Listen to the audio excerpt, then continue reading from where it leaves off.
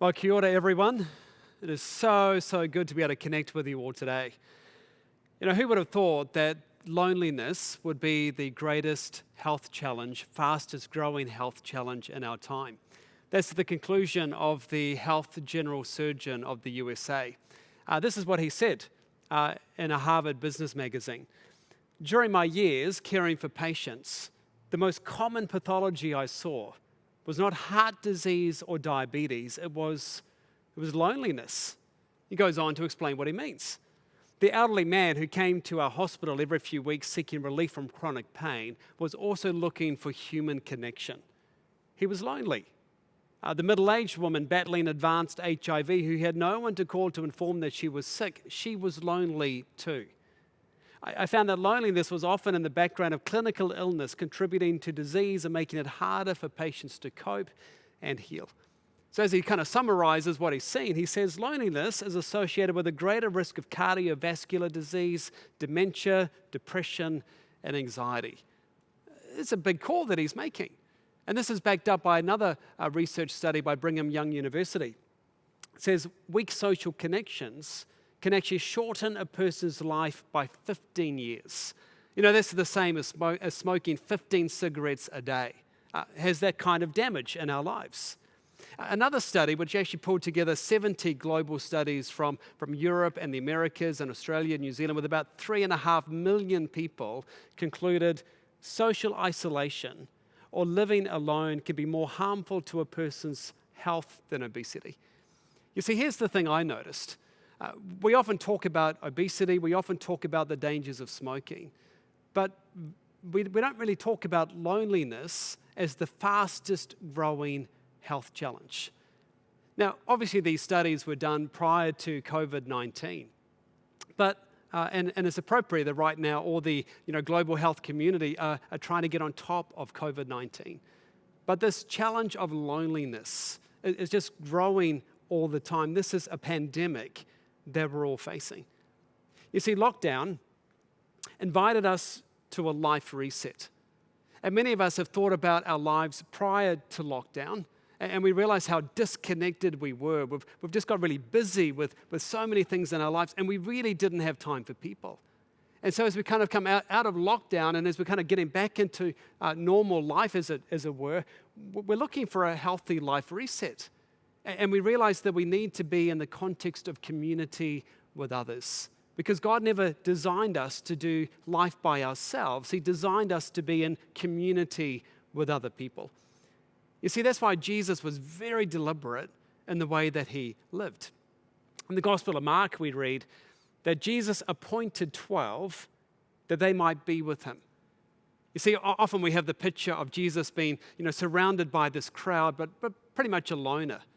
And yet the Gospels go to great lengths to highlight that Jesus actually had this agenda to be in close community with a handful of people. He chose a community way of life. He wanted these people to be with him. Now, being with him is different to being surrounded by people. You see, we're often surrounded by people, particularly in a city. We can walk past hundreds of people every single day, drive past thousands of people every single day, and yet nobody sees us. In fact, that's why cities often have the greatest amount of lonely people, because we just one face in the sea of a vast number of people. And this is why it's incredibly hard for us in the life of a city. In the same way, being in community is not the same as having lots of likes on social media or lots of friends on social media. Because real friends know the difference between the you that you kind of profile, the PR version of yourself on social media, and the real you that takes place. Not the picture with the fountain behind it, not the picture with the banquet laid out in front of you that you post on social media, but the real you. The you that takes place in the ordinary day-to-day aspects of life. You see, Jesus was surrounded by crowds, and yet he was very deliberate in the way he chose 12 men to do life with him. And the Gospels talk about the types of things they would do together. It highlights the way they learned together, the way they prayed together. And these are some of the things that we often talk about in church life. But you know what the gospel accounts actually talk about? The activities they would do even more than these activities of praying and learning. It talks about the way they walked together, the way they would eat together, the way they would hop on the boat together or climb a mountain together. The ordinary aspects of life they did in the context of community. In other words, the way of Jesus is the way of community. See, many of us come weary and burdened to Jesus. And we hear this invitation that he says, if you're weary and burdened, I can give you rest. I can give you soul rest. And we listen to this and we so long for this to be true in our lives. But often the way we think about an invitation like this is, it's kind of like this picture here. Imagine this is me, and I'm receiving this to be true in my life, this invitation from Jesus to take up his yoke and journey with him. And we see this quite a private matter just between me and Jesus. But it's not private. It is personal in that I need to personally respond to Jesus' invitation for this to be true in my life. But it's not private. It's very communal. It's a communal faith. You see, the writers of the New Testament highlight that, we actually come into the context of a community that also has a relationship with Jesus. That's why throughout the New Testament, we read things like this. Let us think of ways to motivate one another to acts of love and good works. Let us not neglect our meeting together as some people do, but encourage one another, especially now that the day of his return is drawing near. In other words, like with all the kind of crises that we might see happening around us, rather than isolating ourselves and just being kind of me and Jesus, we actually make sure we come into this context of community. You see, the writers of the New Testament can't even fathom how that people would just be doing this. They just know intuitively that if we're going to grow to be the best version of ourselves, we need to be in the context of one another. In fact, that phrase, one another, comes through a whole lot throughout the New Testament. There's like 59 different one another statements about life and community. And obviously we can't do these one another statements unless we are surrounded by other people and choosing to do life with one another. Let me give you some examples of these statements. Over here in Romans, it says, be devoted to one another in love. Honor one another above yourselves. Share with the Lord's people who are in need. You can't do any of these things unless you are around other people and committing to do these things with others. Practice hospitality. A little strange to do that by yourself.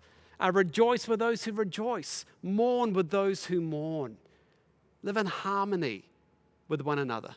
You can't rejoice and mourn for others unless you know about their story and you're committed to doing this life with them. You see, this is how the early church actually grew. But when you read the book of Acts, this story of the early church, you find that they were always in the context of community. It's like they looked at the life of Jesus and they realized Jesus would walk with people and learn together with people and was always surrounded in real community. And they thought, well, that's obviously the way of Jesus. That if we're going to follow Jesus, we need to be in community too. And so as you read Acts, you suddenly read about this community life. It says all the believers, they met together in one place and shared everything they had. I mean, huge community life. They sold their property and possessions and shared the money with those in need. They worshipped together at the temple each day. They met in homes for the Lord's Supper. They shared their meals with great joy and generosity. All these things happening in the context of community. And do you know what happened? Well, Luke in the book of Acts, he says, and each day the Lord added to their fellowship, to their community experience, those who were being saved. It's like the rich network of relationships that they had fostered in their lives were so magnetic and attractive to the wider world that other people came because they wanted to join in on this. They wanted to get on this as well. This is exactly what happens. So again, during lockdown, again, we're starting to ask ourselves, what does a life reset look like? I don't want to go back to the version of myself I was before lockdown. I want to step into a new version of myself. And so that means we have a question we need to ask ourselves. Who will I journey with? Who will I journey with? Because according to the New Testament, it's not just meant to be me on this lonely journey. It's meant to be a journey surrounded by people I'm committing deliberately to do life with. You know, there's this old African proverb that says, if you want to go fast, you go alone. If you want to go far, you go together. Now, I imagine that many of us know intuitively what it's like to go fast, and it's true, isn't it? I mean, I can vouch for this. As a father of 4 kids, I know what it's like for everything to take like so long. You know, we're heading out the door, we want to be on our journey, heading to some new destination, and before we even make it to the car, it's a real mission. You know, somebody's still trying to find their jacket, somebody's putting on their shoes, somebody's trying to grab their phone, and we're not even out the door yet because community is not efficient. You can't experience community in a hurry. You can't rejoice or mourn in a hurry. Someone once said that there are no such things as microwave friendships. It's not just a press the button and suddenly community is served. I mean, isn't that why many of us aren't all that connected with each other? Because our problem comes right back to what we saw in the very first week of our series when we spoke about this hurry sickness. Because hurry is what will stop us from becoming a better version of ourselves. And that's why we need to ruthlessly eliminate hurry from our lives. But that's so hard, isn't it? I mean, coming out of lockdown, we had this desire to do our lives differently. But right now, there's all these meeting requests coming at us. There's demands. There's the daily commute now. And our lives are just filling up again. They're becoming incredibly busy again. And busy in the Western world is normal. And to be honest, even Jesus was busy. But you see, Jesus, though he was busy, he was never in a hurry. You see, hurry is more of a state of the heart. It's this franticness that seeks to squeeze in every possible thing and every possible second we have in the belief that we will achieve better results in life. But what if the metrics for success isn't efficiency with our time? What if it's sustainability and longevity on the journey? What if that's a better measurement of genuine success? And what if it's not the destination that matters so much as enjoying the journey, surviving and thriving in the journey? You know, sure, we can get somewhere faster by going alone, but if we want to go far, then we need to go together. You see, lockdown caused many of us to realize just how disconnected we were before lockdown. And we realize now that if we go back to doing the same things we were doing before lockdown, we're obviously going to get the same results post-lockdown in this new life because nothing's changed. But if we actually want to experience connection with other people, something needs to change in the very practices and rhythms of our life so that we can experience genuine community. You know, Māori have this beautiful image to describe community. And it's captured well in this Māori whakatoki. It says, he waka kia noa. Literally, it's a waka we're all in together. We're all in this together. And it's this picture of a waka. So imagine you're on a waka with your friends. You know, at the beginning, as you take up that paddle and start to sail with your friends, it's a little hard, isn't it? You know, you don't kind of make a little bit of progress, but once you're all starting to paddle and sink together, I mean, there's this huge momentum that starts to come through. It's quite exhilarating, the journey that you can have. Along the way, you know, you start to enjoy paddling together. And in fact, you might even hit some rough waters and just realize you need to take a break. I mean, you need to take a bit of a breather. And your friends continue to paddle while you're taking a bit of a break. I mean, that's often what happens in life, isn't it? Your friends begin to carry you along the journey. And that's okay because you're going to do the same thing. You're going to be paddling for them when they need a break as well. This is how we survive the rough waters together in the context of community. So I want to put this question back out to us. Who will I journey with? Who's going to be in the walker with me? Well, to answer that question, maybe looking at who Jesus had, I guess, in his walker, in his bubble, might help us. So straight after Mark tells us how Jesus appointed 12 to be with him, he gives us the names of the 12 people that Jesus chose to do life with him. Look at the list. What I notice about the list is, I guess, how diverse they are. I mean, first of all, you have Simon up here, also known later as Peter, Simon Peter. I can resonate with Simon Peter. If you know his story well, he's quite a rash person. You know, he comes across something, he kind of like jumps in and just does it, thinking it's the right thing, believing it's the right thing, but, you know, he chops off the high priest's servant's ear, not quite what Jesus had intended him to do. He acts really quickly because he thinks it's the right thing. Contrast that to somebody like Thomas. We might know the story of doubting Thomas. Probably more of a risk-averse person by nature. That unless he saw the holes in Jesus' hands and feet, he would doubt the resurrection. Didn't really happen. And he changed when he saw the resurrected Jesus. So, you know, very different people from each other. Notice too, James and John, who apparently Jesus nicknamed as the sons of thunder. In other words, they were hotheads. They had anger issues. They would kind of fly off the handle at times. They too were in Jesus' community. Notice down here too, a little kind of footnote that Mark has next to another Simon that was part of the community, Simon the Zealot. The Zealots were part of a political group that was opposed to Rome and everything that Rome stood for. They would lead these kind of guerrilla attacks against Rome to make life really difficult. And they particularly hated tax collectors, because tax collectors would work for Rome. They were on Rome's payroll. And you kind of come up the list and you see Matthew here. Do you know what Matthew did for a job before he followed Jesus? Yeah, he was a tax collector. He was on Rome's payroll. You see, I kind of imagine how Jesus would bring Matthew and Simon the Zealot together and say, hey, I want you guys to room together for the weekend.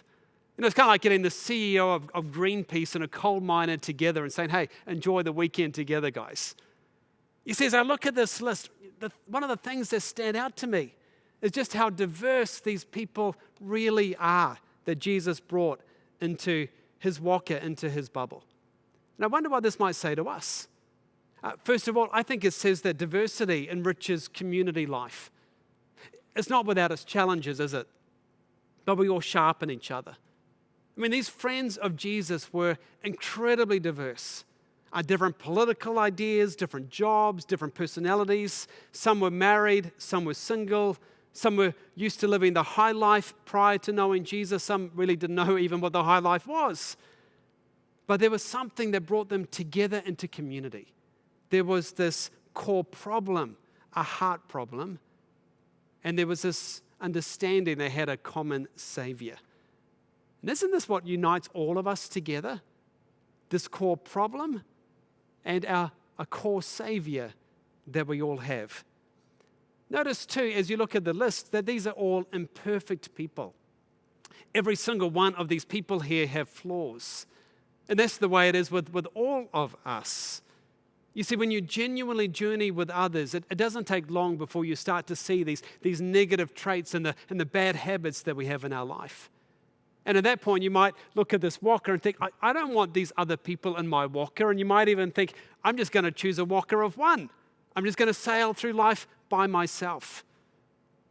But you see, this community that Jesus had, it was utterly transformed over time in the context of this community. And so those hotheads, John and James, they actually came to write more about love in the New Testament than any other writer did. Risk-averse Thomas, so full of doubt initially in his journey with Jesus, would later courageously, along with others, take the good news of Jesus all the way to India. I mean, ultimately, they went further together. So who's in your walker? Or who are you going to choose to have in your walker with you? Because it can't just be you. And it shouldn't just be people who look a lot like you. My suggestion is you ask questions like this. Who are the people who are going to most challenge me? Who are the people who I can help in the midst of difficulty? Who can I serve and help? Who will help me as I go through the rough waters of life? Because when you bring a community like that together, believe me, when you start to sink and paddle and sink together, you're in for quite a ride in your life. You know, it was the late, great author C.S. Lewis who wrote these words who I absolutely love about friendship. He says, friendship is born at that moment when one person says to another, "What? You too? I thought I was the only one." You know, that's exactly what happened to this imperfect and diverse group who journeyed with Jesus. What? You mean you struggle with that? I thought I was the only one. I thought you had like everything going for you. I thought you too? You've got that same problem that I have? Wow. And what, Jesus did that for you as Jesus did that for me? No way. This has all the makings of friendship. You see, we had a taste of this during lockdown, didn't we? These moments that Lewis describes here as, what, you too? Remember the way we would walk past someone and one of the walks that we would take during lockdown.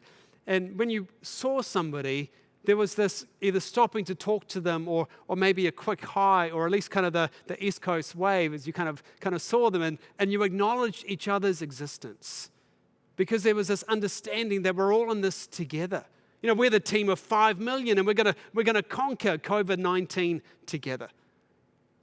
But it's funny, isn't it? As soon as we're now kind of out of lockdown and things are coming back to some degree of normality, we start to think of a team being just me, myself, and I. And very quickly, we're becoming strangers to each other once again. But you see, retreating into a team of me is not going to cut it going forward. So as you consider who's in your walker, I want you to consider having people from a different ethnicity, different social background to have in the walker with you. Right now, there are these incredible, huge racial tensions happening globally. One of the things I love about our church is the way we are incredibly diverse. One of the most diverse places in all of our city. How good would it be to deliberately include people in your journey who come from a different ethnicity, a different background than you? They might have a different first language. They might have something very different in their lives than you automatically know, but you might not even automatically connect with them in the same room. But when you take them in the walker with you, and you start asking them questions and learning what it's like to live in their shoes day in, day out, you start to be challenged about life in a new way.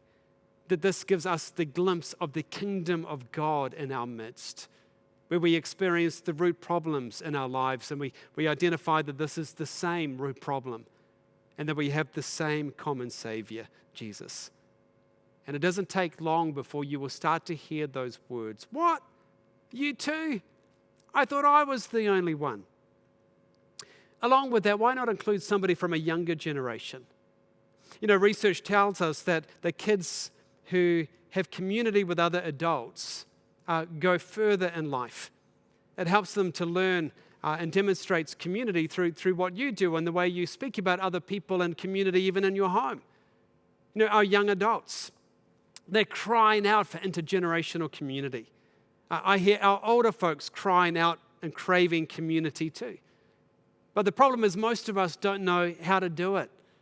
And it might actually be a bit awkward because none of us have a strong handle on how to do community life anymore. We're so used to going alone in life. But the best community actually happens when people take risks together and they express some vulnerability. They say things like, hey, I want to be in community.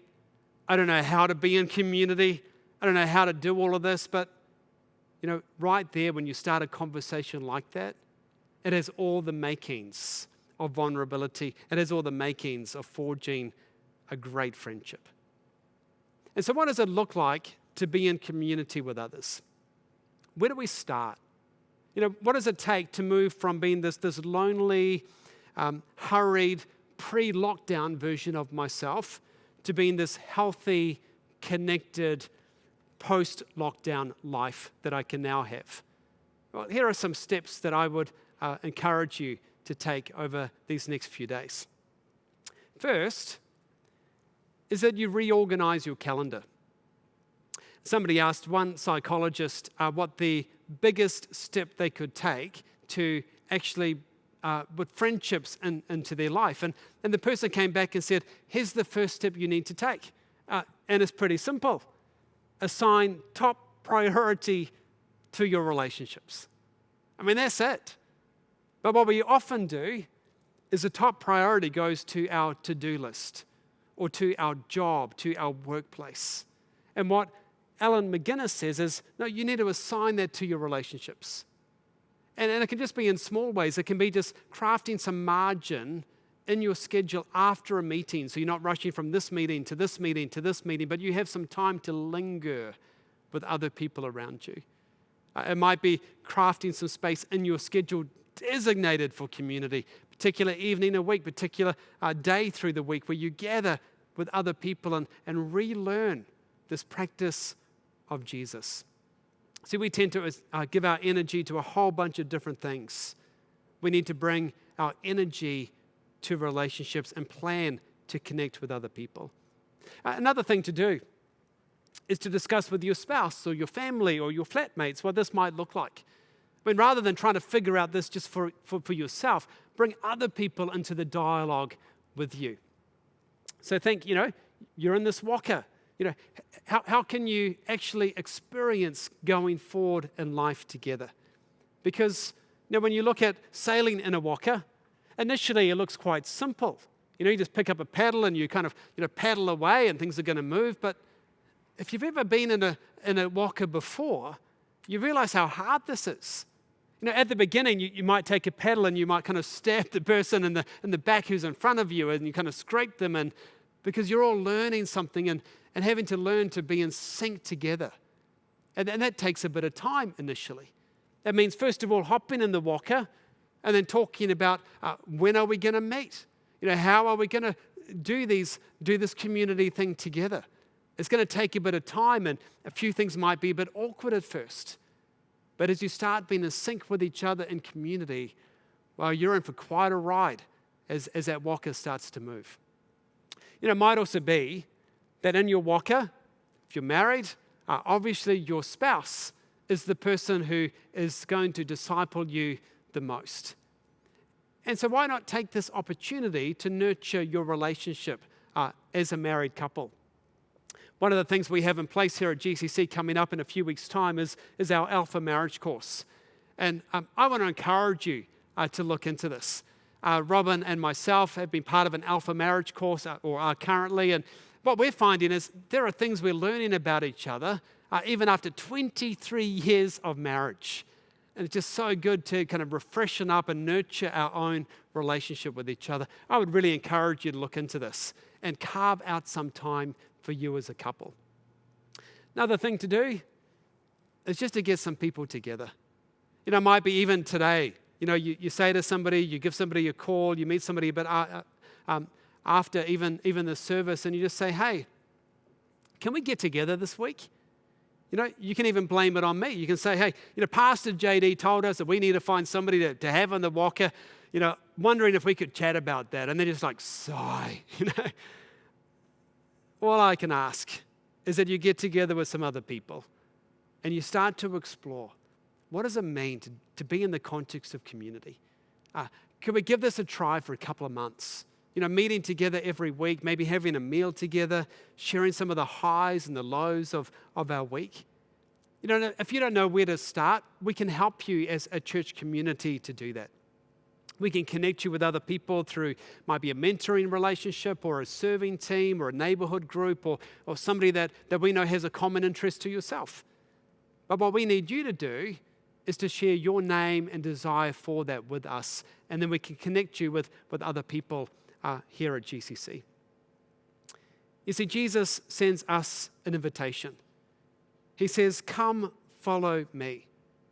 And if you want to go the way of Jesus, if you want to experience a genuine life reset, it involves sharing life with others, eating together, walking together, learning together. Again, the words of that Māori whakataku, e waka kia noa. We're all in this together.